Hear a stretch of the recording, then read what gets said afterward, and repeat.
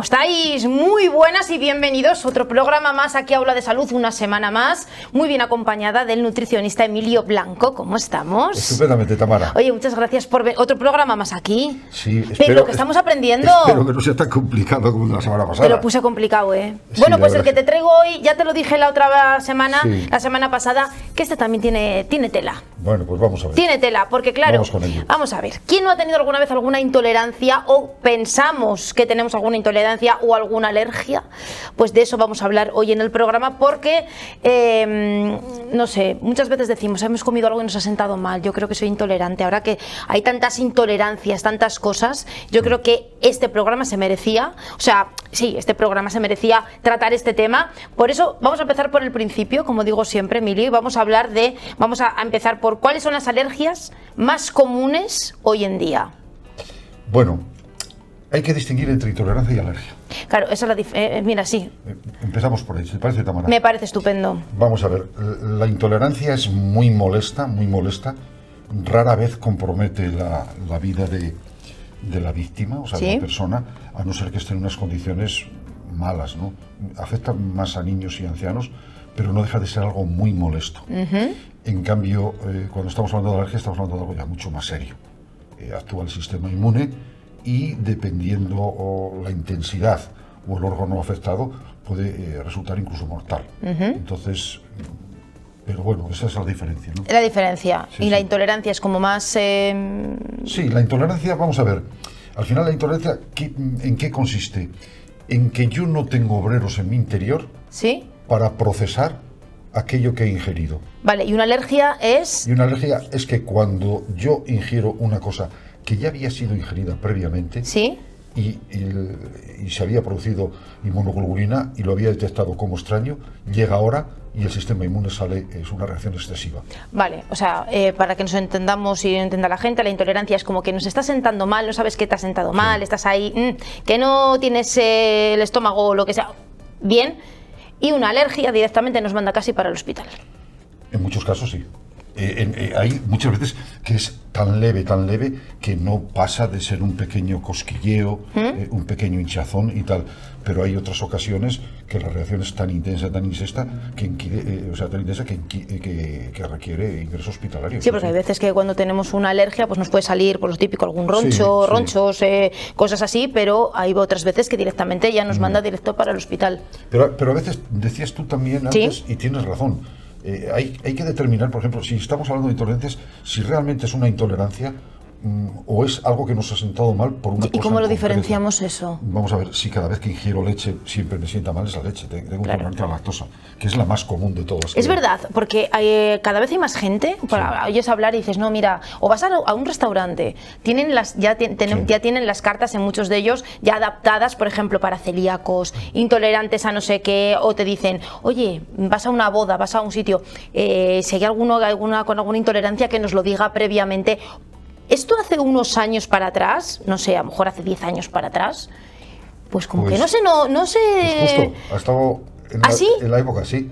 Date. Porque la Unión Europea... No se escuchaba tanto. No, en el año 2011, un reglamento, el 1169/2011, se vio la necesidad de implicar a todo el mundo en los problemas alimentarios, ¿no? En la toxicidad alimentaria o intoxicaciones alimentarias, ¿no? ¿Sí? Y se dictó un reglamento muy serio en este aspecto, ¿no? Pero claro, estamos en una sociedad que en el momento que te dicen que intolerante a la lactosa, pues acá, la gente está comprando leche sin lactosa sin saber si es intolerante o no. Y está cometiendo un error brutal, porque se va a acabar haciendo intolerante. Vamos a ver, vamos a explicarlo si te parece bien. Sí, porque esto tiene tela, ¿eh? Vamos a ver, la lactosa, por ejemplo, hablamos de la lactosa porque es la intolerancia más común, ¿no? Sí. Pero podemos hablar de otras. La lactosa es el azúcar que tiene la leche. ¿Vale? Para trabajar sobre el azúcar que tiene la leche y poder disponer de ella, absorberla y nuestro organismo utilizarla, tenemos unos obreros especializados que se llaman lactasa. Lactosa, lactasa. ¿Vale? Estos obreros especializados pueden desaparecer. ¿Por qué? Pues no sabemos. En algunos casos es genético, nace sin ellos, en otros casos después de un tratamiento con antibióticos, etcétera, etcétera. ¿Qué quiere decir? Que si tú no tienes esos obreros especializados para convertir ese azúcar en argumentos sólidos para ser absorbidos y después utilizados, pasa al intestino grueso. Y las bacterias del intestino grueso, un día hablaremos de la microbiota, ya verás la importancia que tiene, ven como una fiesta. Entonces dice, ni para ti ni para mí. Como no saben qué hacer con ello tampoco, lo hacen fermentar. Y entonces ahí es donde se produce la intolerancia. Ah, Es decir, pero la intolerancia a la lactosa es a todo tipo de leche. no, al azúcar que contiene la leche. O sea, nos da igual Y que sea de cualquier vaca, lácteo, sí, nos da igual. ya está. Vamos a ver, toda leche o todo lácteo, vamos a hablar mejor de lácteos Vale. que de leche, que contenga lactosa. ¿Sí? Si tienes intolerancia a la lactosa, no la puedes consumir. No la puedes consumir. Lo que ocurre es que hay que a veces personas que son intolerantes parciales. Si desde un inicio que saben que son intolerantes parciales dejan de consumir lactosa, ¿Sí? serán intolerantes totales. Entonces, esto hay que distinguirlo muy bien. Y muchas veces contar que alguien nos puede estar tomando el pelo, porque puede que no le guste la leche y diga, es que me sienta fatal. Ya. Y simplemente es que no le gusta. Entonces tenemos que determinar muy bien si alguien es intolerante, ¿Sí? para no producirle problemas. Les digo, es muy molesto, muy molesto. ¿Es para muy toda la molesto. vida la intolerancia a la Generalmente lactosa? Sí, generalmente sí. Es muy difícil que unos obreros que se han ido por no sabemos qué causas Vuelvan por no sabemos qué causas también. Es muy difícil. Es muy difícil. Sí que hay algunas opciones, pero no son las más naturales. Me acuerdo que cuando yo empecé a hacer este programa, antes, lo que hablábamos previamente, antes Sí. de tal, yo te hice esta pregunta y hoy es el momento de hacerla ya públicamente. ¿Por qué actualmente tenemos más alergias y más intolerancias que, por ejemplo, nuestros abuelos? Porque yo, en mi casa, particularmente, yo no escuché nunca, puedes tener una alergia, yo no sé, que te sale, te tomas algo y dices tú, eso es que estaba malo y te han salido Sí. ronchos, cosas de estas. Pero ahora, que si a la lactosa, que si celíacos, que si no sé qué, que si no sé cuántos, yo en mi casa no lo vi nunca. Jamás. Ahora, de una temporada para acá, yo no sé si es como algunos dicen, es que es la moda, ser No es la moda, ¿no? No sé, ¿por qué? ¿Qué es lo que pasa? ¿Somos nosotros que con la evolución del ser humano creamos este tipo de intolerancias? ¿O es que los alimentos que tomamos no son igual que los que tomaban nuestros abuelos antiguamente? ¿Te acuerdas aquel programa que hablamos de procesados? Sí, Ahí está la respuesta. Ahí lo Es decir, tenemos. estamos consumiendo alimentos que a veces, en el caso de alergia, nuestro organismo no reconoce. No reconoce. Y entonces, ante eso, se produce una reacción inmunológica. En el caso de la intolerancia, estamos haciendo prácticas alimenticias que no son las que hacían nuestros... Y estamos dejando de consumir determinados productos. Y, mira, hay países de nuestro entorno, bueno, algunos más alejados, que la intolerancia a la lactosa supera el 80%. En algunos países asiáticos no consumen leche porque la consideran una secreción asquerosa, similar a la saliva. Es verdad. Y por lo tanto son intolerantes todos a la lactosa. ¿Pero por qué? Porque han dejado de dar argumentos para los empleados que tenían. Y estos empleados que tienes, que se dedicaban a eso exclusivamente, Sí. tenemos empleados, encima se dedican a cosas exclusivas, Sí. dice, aquí nadie me da trabajo, yo me voy. ¿Y por qué hay tantos niños? Porque yo conozco bastantes casos. Hay tantos niños que ya, desde bien pequeños, ya es que es intolerante a tal, es cosa de los padres, en plan, o sea, me refiero, ¿ya es genético? Bueno, a veces es genético en los padres. Te explico. Mira, sabes que hace años yo coordinaba el programa de alimentación saludable en los colegios, ¿no? Sí. Entonces hacíamos cocina en directo. Ajá. Y a mí me preocupaba una cosa, alérgicos, intolerantes y musulmanes. Sí, claro. El director del colegio me tenía, o la tutora, el día que llegábamos me tenía que señalar y ponerlos aparte, no para diferenciarlos. No, sino porque para unos no tener comen, nosotros claro, cuidado, claro. nosotros cuidado con lo que dábamos. Claro. Y entonces me traía los certificados de las mamás. ¿No? Y yo leía, mi hijo es intolerante a todos los yogures que no sean Danone. Mi hijo, en caso de beber agua embotellada, solo puede beber Fonbella. ¿Qué dices? Sí. Esto no me lo ha contado nadie. Ay, Dios. Esto lo he visto yo. Por eso te decía que hay que tener mucho cuidado en saber si es una intolerancia que no es algo serio o es una estupidez, que es más serio todavía. que esto puede ocurrir. Esto pasa. Pero yo, por ejemplo, yo conozco un caso en concreto de un niño que desde que nació, desde bien pequeño, era alérgico al huevo. Sí puede ser. Pero le dijeron los médicos que a medida que el niño se fuese desarrollando, iría tolerándola, y es verdad. Hoy en día ya no tiene esa... No sé si es alergia, intolerancia, no lo sé, pero vamos, que el pobre, claro, imagínate un niño pequeño, no podía comer tarta, no comía ciertas cosas, claro, todo que llevase huevo, pero sí que es verdad que con los años se le quitó. Ten en cuenta que nacemos incompletos, en el buen sentido de la palabra. Nos vamos reformando según va pasando el tiempo, y a veces ocurre que a determinadas edades no tenemos argumentos para procesar según qué cosa comemos, y estos argumentos los vamos adquiriendo con el paso de los años. ¿Sí? Pero está muy claro que una mamá que se ha alimentado perfectamente, que ha habido lactancia materna, pues generalmente esos niños tienen menos problemas a lo largo de su vida con los alimentos, con todo tipo de alimentos. ¿Nos explicas un poco qué es la celiaquía? Vamos a ver, hay un péptido que es formado por 2 aminoácidos, que es el gluten. Está formado por glutenina y gliadina. Vale. Pues nos pasa lo mismo. No tenemos quien lo separe. No tenemos quien lo separe. Y pasa por nuestro intestino, dándonos problemas. Llega al intestino grueso. ¿Y qué ocurre en nuestro intestino grueso? Si lo que llega, que no debería llegar allí, son azúcares, los fermenta. Si lo que llega son grasas, las enrancia. Y si lo que llega son proteínas, como en este caso, las pudre. ¿Por qué está ocurriendo esto? Tantas intolerancias, o como quieras llamarle, al tema del gluten. Porque estamos comiendo cereales de muy mala calidad. De muy mala calidad. Y panes de peor calidad aún. Ahí está el tema. Panes de peor calidad.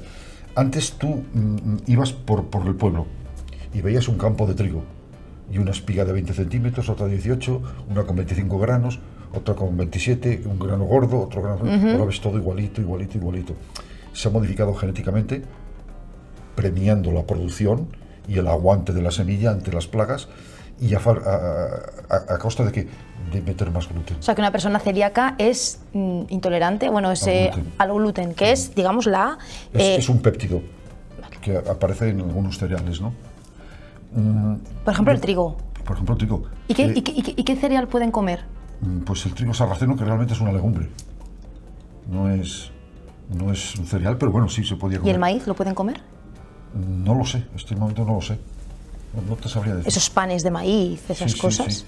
Yo lo que sí aconsejo es que busquen panes de fermentación larga. Porque, vamos a ver, el gluten, la función que tiene es explotar y dar esponjosidad al pan. Esto lo hace a lo largo de 24 horas.